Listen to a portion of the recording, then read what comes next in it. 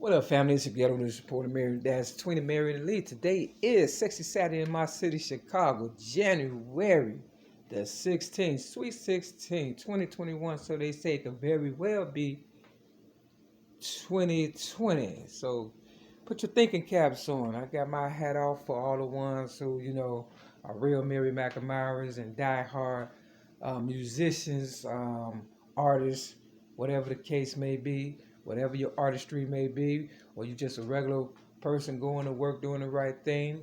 If you are a criminal-minded person, this ain't for you. And for the ones who took my Mary Mack admirers and put them in a compromising position, knowing they got family and friends or whatever they trying to, feed and maintain or whatever and stuff and themselves, y'all gonna pay. Believe me, you're gonna pay. Let me get this Bible out. We need a new scripture for this. This going out to Clive Davis. Real talk. Now, I was wondering why my name, is Mary Lee Davis and my mother's name is Mary Lee Wright on my birth certificate.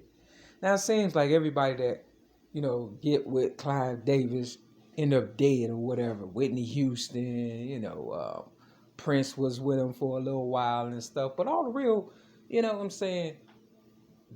artists and stuff, Now, I never wanted to be a stupid star, because that's what I'm going to call it, a stupid star. I never wanted to be a stupid star. But for the ones, who believed in their dreams and went for them and thought that the industry would look out for you and stuff, I was trying to tell y'all in 1995 that we was being, co-opted and stuff. This is no longer business. This is all personal, for real. We coming after these devils, for real, by any means necessary. Real fucking talk. Look, I gave them my voice in 1995, and they heard the sincerity in my voice. And I just got through watching something called Slave Trade, with Prince or whatever and stuff. You understand what I'm saying? The documentary or whatever and stuff.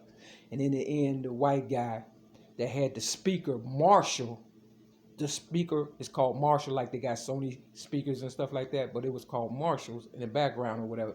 And the white guy at the very end said, whatever Prince do, we'll just, ride his coattail or whatever, in so many words or whatever.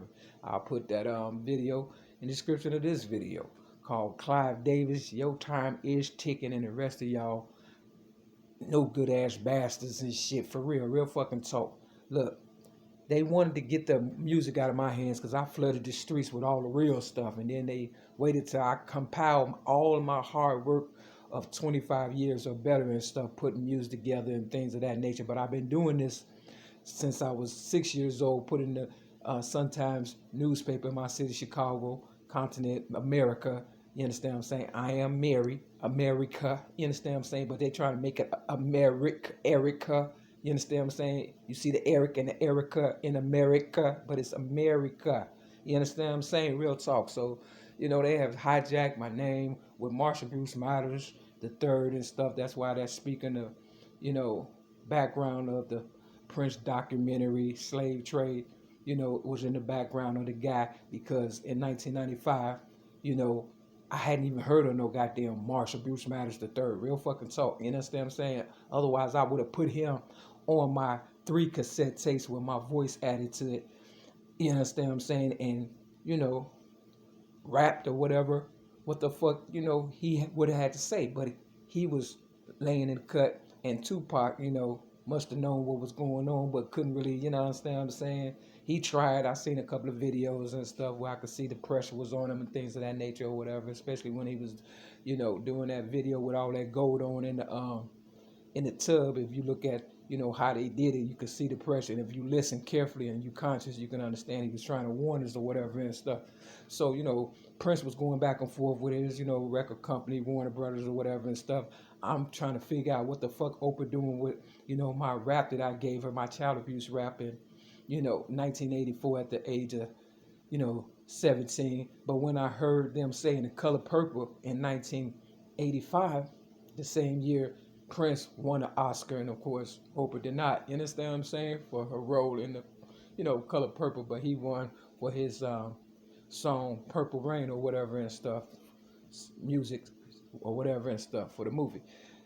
Either way, I'm a winner. You understand what I'm saying? When it comes to this Color Purple shit, but I ain't got shit to do with none of that. I'm advocating against, I'm advocating for, you know, the people who have been abused. You understand what I'm saying? Such as myself. So this is what abuse look like and stuff. When you get raped by 5 guys and been violated all your life as a baby and stuff, you know, science is a motherfucker. You start looking like the image you hate the most and stuff. And I'm not saying I hate all men, but it's obvious all men hate me and stuff for real, because I was placed on the police station floor to sleep for staying sober in 2016 on Mother's Day, May 8th, 2016. You understand what I'm saying? That's how much they hate me. You understand what I'm saying? Real talk.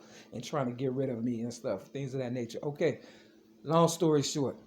They must have thought I wanted to be, you know, a rapper or a superstar or whatever. You understand what I'm saying? Yeah, I'm the originator rapper. Don't get me wrong. Ever since 1975 at the age of 8, I am a phenomenon. Yeah, just like motherfucking Prince, you know, was, is, or whatever the case may be. I don't know if he's still alive or not. But, you know, I told him in 1995, I already know that I'm worth more dead than I am alive. And they knew it when they heard my voice. And a lot of people ego shrunk because they probably passed the cassette tapes around and said, yeah, this is somebody on the come up that we need to watch out for. And who she think, you know, kind of like that Color Purple stuff. You know, Suge start singing in the end, you know, God is trying to tell you something. And then the old people in the church was like, you know, sing God's trying to tell you something, you know, and, you know, sing loud. Yeah, you know, so that's what I've been going through or whatever and stuff. And because the new people fell for the shit again, you know, now we all fucked up and shit. You understand what I'm saying? Real talk. So they just wanted my shit for free. I got nothing out the deal.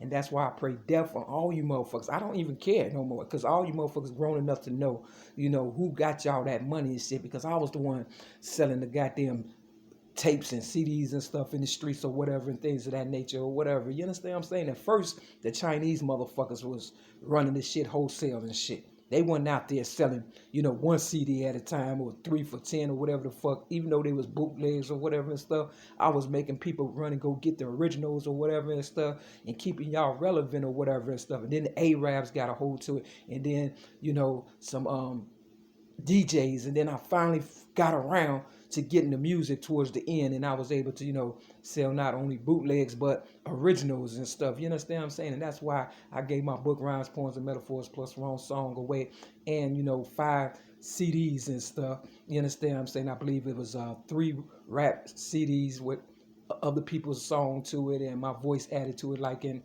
1995, but with the cassette tapes. But I put them on CD this time and stuff, and people still got that shit. And I did blues and gospel. I think it was two rap, blues, gospel, and rhythm and blues. That's what it was and stuff. So 5 all together. So I don't have nothing pertaining to me and stuff. And I ain't signed nothing as far as, you know, a contract or nothing like that. I wasn't under no motherfucking record label. I'm my own motherfucking artist on my own record label, which is Mac Attack Records. You understand what I'm saying? Real fucking talk. I was on my own, you know, this was just to get me over, you know, the abuse that I had gone through and stuff, you know, all that venting and stuff, you know what I'm saying? But they was trying to grab me, you know, and exploit me like they did Prince and Michael and all that. K-RINO got a song called Murder the Mainstream and Worth More Dead. You understand what I'm saying? And I had told them already in 1995. So the streets, you know, always knows what's going on and stuff. Real fucking talk. Not only that, I had put a copy of them 3 cassette tapes from the back and that I gave to Oprah Winfrey in 1995 in the garbage can. You understand what I'm saying? With, you know, a lot of my real writings and things of that nature. So what they did, they just kept exploiting me ever since they got wind of my writings and my writing style or whatever, as far as me becoming the originator of rap at the age of 8 in 1975. You understand what I'm saying? They've been exploiting me really since I fucking stood up for myself at the age of 6 in 1973, and they put me in the Sun-Times newspaper in 1973 because they knew they was going to exploit me. And as a result, you know, they knew I would still be, I'll be hungry for love or attention or whatever and stuff. You understand what I'm saying? After abuse, you know, they finesse you with people who you think, you know, care about you, but all they want to do is exploit you and shit. And that's why I kept going for foster home, the group home, the this, to that, and that. And they couldn't slow me down and shit, just like they couldn't slow Prince down. They said he could play 27 instruments. That's what he said. He could play 27 instruments. You understand what I'm saying? So he was worth, you know, the $100 million or whatever. But they just love sucking the fucking blood out you and shit, and the life and shit and shit. And I knew when I said I already know I'm worth more dead than I am alive. But that's when Tupac and Biggie tapped out and shit. Them motherfuckers didn't die. They used my fucking shit, all my good information and shit, and they ran with it and stuff. You understand what I'm saying? And I'm not mad that they alive, but I'm just saying, why you want me to die and shit, for real? You understand what I'm saying? When I saved you motherfuckers and shit. So, you know, it all boils down with the fact these motherfuckers just trying to take something that ain't theirs and stuff. These big record labels like the, you know, Clive Davis or whatever and stuff. And if you don't know, or you do know, and you try to hold on because you a Mary Mac admirer, and that's what they doing the most to me, is taking my Mary Mac admirers, my fan base that I know were die-hard Mary Mac admirers, you know, because I was able to make a living in the streets without them motherfuckers, you understand what I'm saying, telling who to send my way and stuff. In the public, you know, you can't go up to motherfuckers and be like, hey, don't, you understand what I'm saying? Back then, you know, they just had to let that shit ride to see, you know, how uh, influential I am. You understand what I'm saying? I think that's the word. You have to excuse me because they deprived me of an education also, but I try to be my best at whatever the fuck I do regardless and stuff. And that's why I'm your ghetto news reporter, Mary Dash from the Mary Lee. That's my original coin term, you know, ghetto news reporter, and they want that. So it doesn't surprise me that they try to kill me, you know, in 2016, the day after Mother's Day, which was May 9th, for real. And Mother's Day for 2021 is what? May 9th of this year. You understand what I'm saying? So we coming full circle on my mama, real fucking talking. I don't know if my mama behind this, but because, you know, if they don't get me, they'll get your mom, you know, so basically I'm just in this motherfucking trap building where I'm at with a bunch of strangers who just love the fact that I'm going through hell, if anything. You understand what I'm saying? Real fucking talk, but I try to maintain regardless and shit. You understand what I'm saying? And, you know, I know these motherfuckers got fucking goddamn, they betting on when the police fucking grab me or whatever, I get killed so they can take whatever's left in this motherfucking goddamn, you know, unit I'm at, 6210 South Kenbark Avenue, Chicago, Illinois, 60637, apartment 308, phone number 1-708-574-8117. And I give you my information because I know if I blow up tomorrow, motherfuckers will be trying to blow my phone up and I will not answer. Believe me, I will not, because I shouldn't have to, you know, do all this. I don't get no views and stuff on my videos or whatever. And the fact that my first ever YouTube video, Mary Mack versus the Fat Black Oprah Winfrey, dated November 2007, for real, and it was, you know, accumulating views, and then, you know, they cut it off and stuff to make it seem like nobody's listening. I know they listen. That's all they do. They didn't put a camera by my door. You understand what I'm saying? Because, you know, I'm not somebody. They put a camera so they can watch me, like they did when they put me on the psych ward at the Cook County Jail in my city, Chicago, the day after Mother's Day, which was May 9th, 2016. And they would watch me in my room, and they would watch me in the shower. You know, they just want to exploit me and shit one kind of way. They say, okay, we couldn't get you that way, we're gonna get you this way, and we dare you to do anything. I'm telling you, nigga, I'm almost dead because they shot me with all kind of drugs. I don't drink drugs, smoke, or fornicate, and I don't know what the fuck going on with my body, and I don't know how the fuck I'm still standing, to tell you the truth. And I know them motherfuckers don't know, but they just want to see a nigga die and shit. Real fucking talking. And when I go, we all go. That's my higher power. Let's get this goddamn scripture for real.